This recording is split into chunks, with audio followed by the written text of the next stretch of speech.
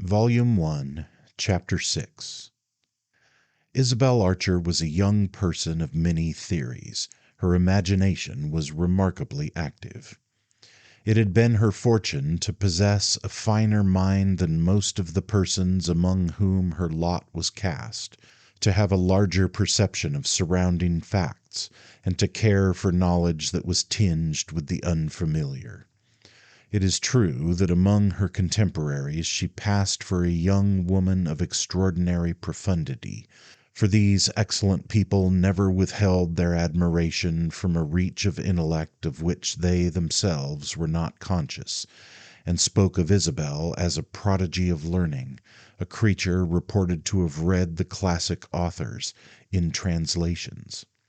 Her paternal aunt, Mrs. Varian, once spread the rumor that Isabel was writing a book.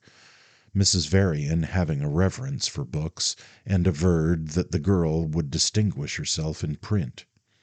Mrs. Varian thought highly of literature, for which she entertained that esteem that is connected with a sense of privation.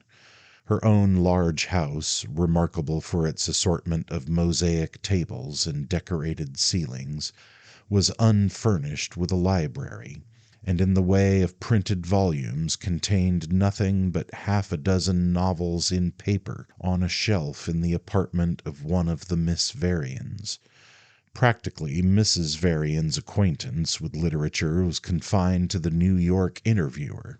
As she very justly said, after you had read the Interviewer you had lost all faith in culture. Her tendency with this was rather to keep the interviewer out of the way of her daughters.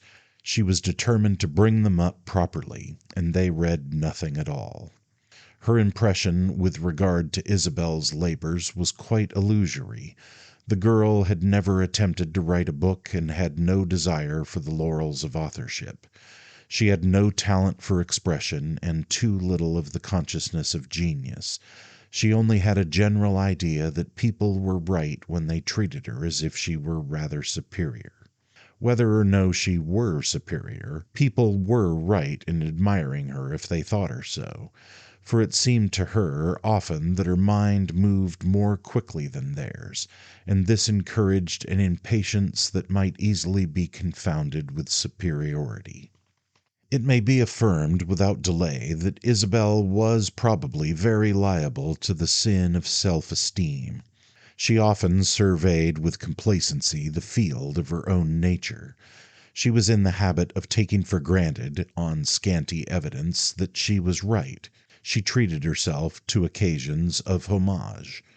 Meanwhile, her errors and delusions were frequently such as a biographer interested in preserving the dignity of his subject must shrink from specifying.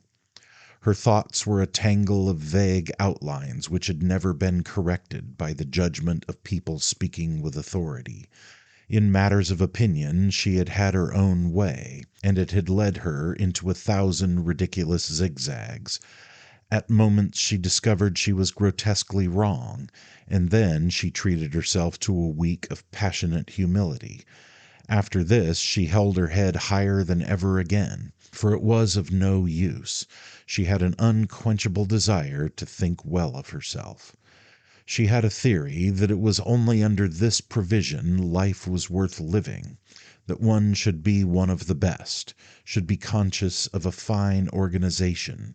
She couldn't help knowing her organization was fine, should move in a realm of light, of natural wisdom, of happy impulse, of inspiration gracefully chronic. It was almost as unnecessary to cultivate doubt of one's self as to cultivate doubt of one's best friend. One should try to be one's own best friend, and to give one's self, in this manner, distinguished company. The girl had a certain nobleness of imagination which rendered her a good many services and played her a great many tricks. She spent half her time in thinking of beauty and bravery and magnanimity. She had a fixed determination to regard the world as a place of brightness, of free expression, of irresistible action. She held it must be detestable to be afraid or ashamed. She had an infinite hope that she should never do anything wrong. She had resented so strongly, after discovering them, her mere errors of feeling. The discovery always made her tremble as if she had escaped from a trap which might have caught her and smothered her. That the chance of inflicting a sensible injury upon another person, presented only as a contingency, caused her at moments to hold her breath. That always struck her as the worst thing that could happen to her. On the whole, reflectively, she was in no uncertainty about the things that were wrong. She had no love of their look, but when she fixed them hard she recognized them. It was wrong to be mean, to be jealous, to be false, to be cruel. She had seen very little of the evil of the world, but she had seen women who lied and tried to hurt each other. Seeing such things had quickened her high spirit. It seemed indecent not to scorn them. Of course, the danger of a high spirit was the danger of inconsistency, the danger of keeping up the flag after the place has surrendered, a sort of behavior so crooked as to be almost a dishonor to the flag. But Isabel, who knew little of the sorts of artillery to which young women are exposed, flattered herself that such contradictions would never be noted in her own conduct. Her life should always be in harmony with the most pleasing impression she should produce. She would be what she appeared, and she would appear what she was. Sometimes she went so far as to wish that she might find herself some day in a difficult position, so that she should have the pleasure of being as heroic as the occasion demanded. Altogether, with her meager knowledge, her inflated ideals, her confidence at once innocent and dogmatic, her temper at once exacting and indulgent, her mixture of curiosity and fastidiousness, of vivacity and indifference, her desire to look very well and to be, if possible, even better, her determination to see, to try, to know, her combination of the delicate, desultory, flame-like spirit and the eager, impersonal creature of conditions, she would be an easy victim of scientific criticism if she were not intended to awaken on the reader's part an impulse more tender and more purely expectant. It was one of her theories that Isabel Archer was very fortunate in being independent, and that she ought to make some very enlightened use of that state. She never called it the state of solitude, much less of singleness. She thought such descriptions weak, and, besides, her sister Lily constantly urged her to come and abide. She had a friend whose acquaintance she had made shortly before her father's death, who offered so high an example of useful activity that Isabel always thought of her as a model. Henrietta Stackpole had the advantage of an admired ability. She was thoroughly launched in journalism, and her letters to the Interviewer from Washington, Newport, the White Mountains, and other places were universally quoted. Isabel pronounced them with confidence ephemeral, but she esteemed the courage, energy, and good humor of the writer who, without parents and without property, had adopted 3 of the children of an infirm and widowed sister, and was paying their school bills out of the proceeds of her literary labor. Henrietta was in the van of progress and had clear-cut views on most subjects. Her cherished desire had long been to come to Europe and write a series of letters to the Interviewer from the radical point of view, an enterprise the less difficult as she knew perfectly in advance what her opinions would be and to how many objections most European institutions lay open. When she heard that Isabel was coming, she wished to start at once, thinking, naturally, that it would be delightful the two should travel together. She had been obliged, however, to postpone this enterprise. She thought Isabel a glorious creature, and had spoken of her covertly in some of her letters, though she never mentioned the fact to her friend, who would not have taken pleasure in it, and was not a regular student of the Interviewer. Henrietta, for Isabel, was chiefly a proof that a woman might suffice to herself and be happy. Her resources were of the obvious kind, but even if one had not the journalistic talent and a genius for guessing, as Henrietta said, what the public was going to want, one was not therefore to conclude that one had no vocation, no beneficent aptitude of any sort, and resign one's self to being frivolous and hollow. Isabel was stoutly determined not to be hollow. If one should wait with the right patience, one would find some happy work to one's hand. Of course, among her theories, this young lady was not without a collection of views on the subject of marriage. The first on the list was a conviction of the vulgarity of thinking too much about it. From lapsing into eagerness on this point, she earnestly prayed she might be delivered. She held that a woman ought to be able to live to herself in the absence of exceptional flimsiness, and that it was perfectly possible to be happy without the society of a more or less coarse-minded person of another sex. The girl's prayer was very sufficiently answered. Something pure and proud that there was in her, something cold and dry, an unappreciative suitor with a taste for analysis might have called it, had hitherto kept her from any great vanity of conjecture on the article of possible husbands. Few of the men she saw seemed worth a ruinous expenditure, and it made her smile to think that one of them should present himself as an incentive to hope and a reward of patience.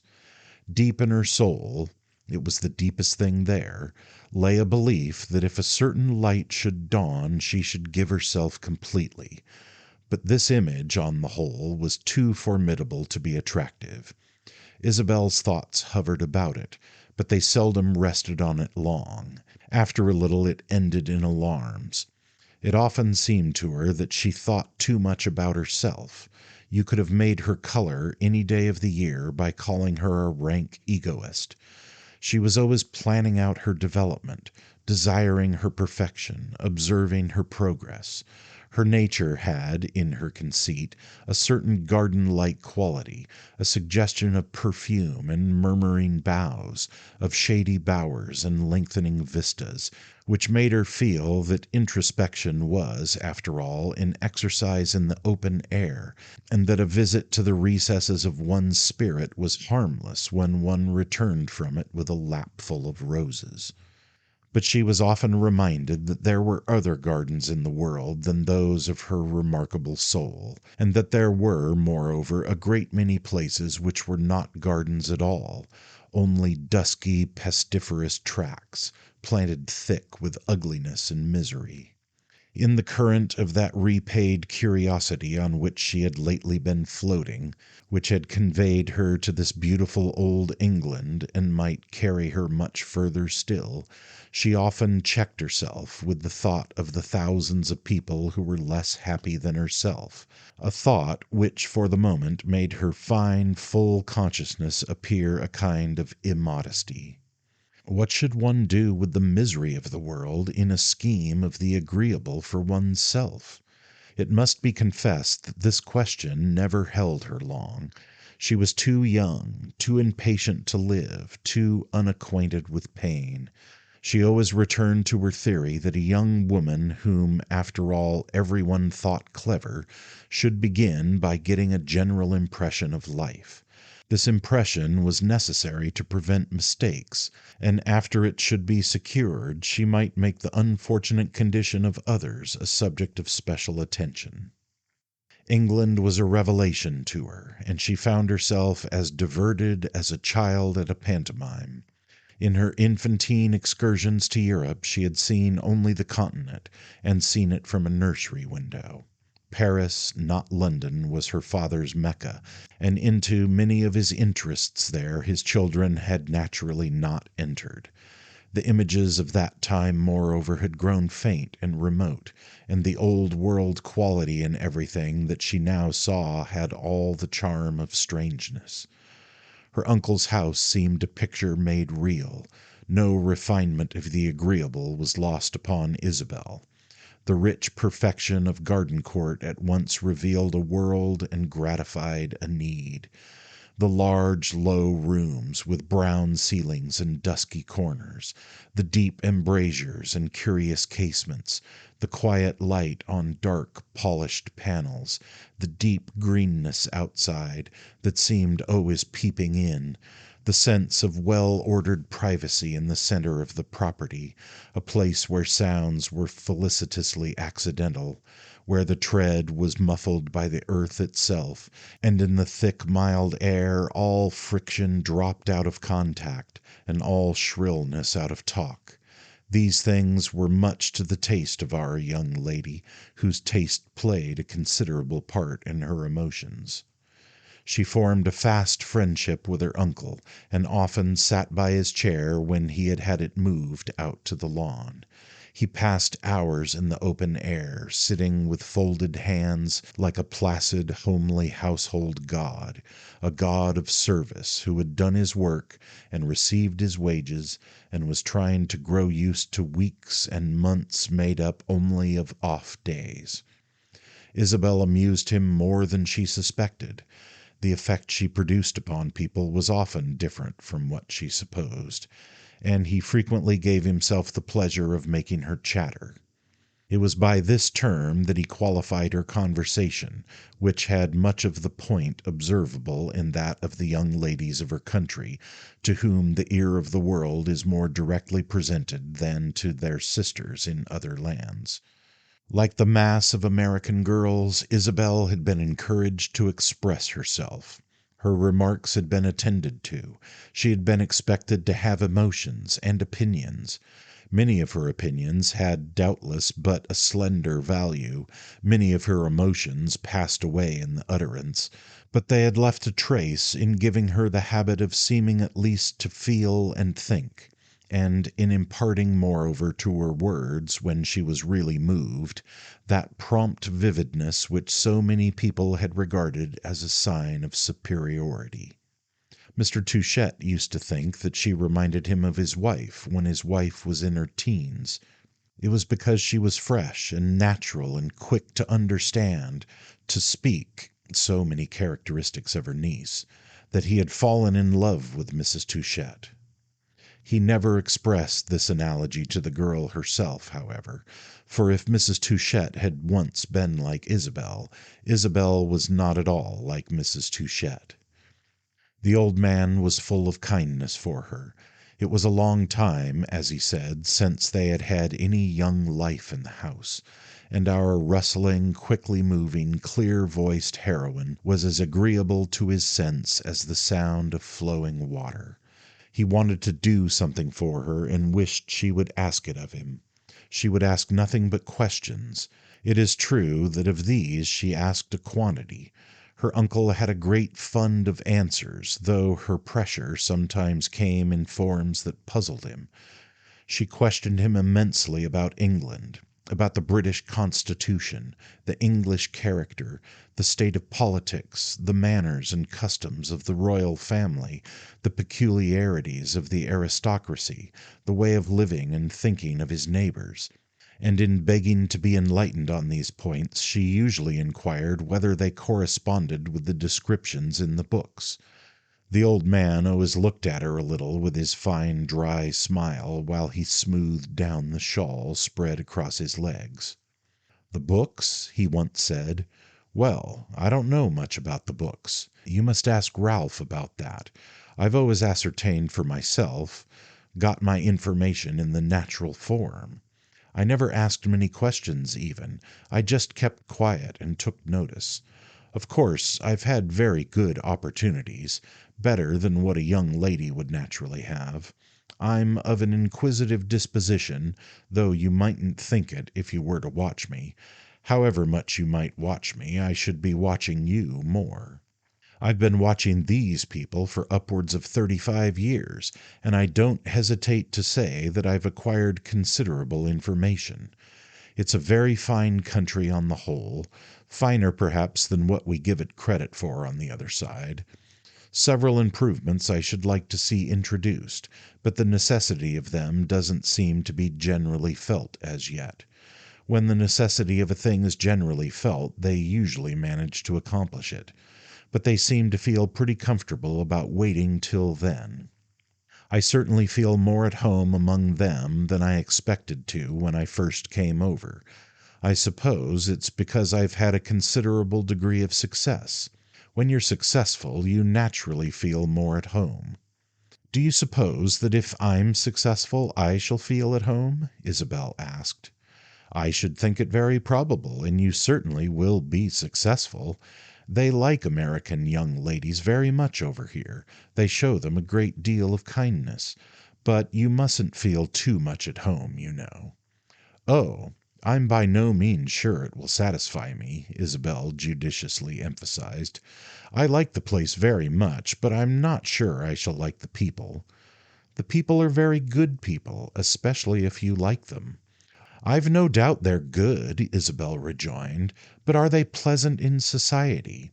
They won't rob me nor beat me, but will they make themselves agreeable to me?